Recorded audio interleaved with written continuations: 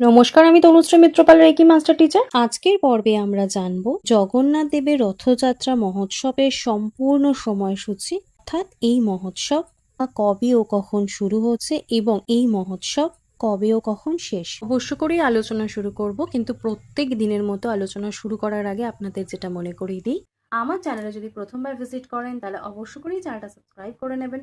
Video ভালো লাগলে একটা লাইক করবেন এবং কোথা থেকে আমার ভিডিও দেখছেন অবশ্যই করে কমেন্টস করে জানাবেন।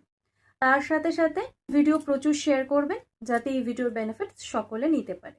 আমরা আজকাল অতীব ব্যস্ত হয়ে গেছি, ভগবানের নাম জপ করার বা মন্দিরে গিয়ে ভগবানের দর্শন করার সময়টুকু আমাদের নেই। ভগবান শ্রী জগন্নাথ দেব এতটাই কৃপালু যে তিনি তার ভক্তদের দর্শন দান করার জন্য মন্দির থেকে বের হয়ে রাজপথে নেমে আসেন। ব্রহ্মাণ্ড পুরাণে উল্লেখিত রয়েছে, রথে উপবিষ্ট ভগবান শ্রী জগন্নাথ দেবকে দর্শন করলে পুনর্জন্ম আর হয় না। 2026 সাল বা 1433 বঙ্গাব্দে সেই সুবর্ণ সুযোগ অতি সন্নিকটে। আষাঢ় মাসের দ্বিতীয়া তিথি শুরু হবে ইংরেজির 15 জুলাই 2026 সাল, বাংলার 30 আষাঢ় 1433 বঙ্গাব্দ বুধবার দুপুর 1:46 গতে। দ্বিতীয়া তিথি শেষ হবে ইংরেজি 16 জুলাই 2026 সাল, বাংলার 31 আষাঢ় 1433 বঙ্গাব্দ বৃহস্পতিবার সকাল 11:44 পর্যন্ত। আর রথযাত্রা পালিত হবে ইংরেজি 16 জুলাই 2026 সাল, বাংলার 31 আষাঢ় 1433 বঙ্গাব্দ বৃহস্পতিবার। অবশ্য করেই এই ভিডিও মিস করবেন না, প্রচুর শেয়ার করুন যাতে সকলে এই ভিডিওর বেনিফিটস নিতে পারে।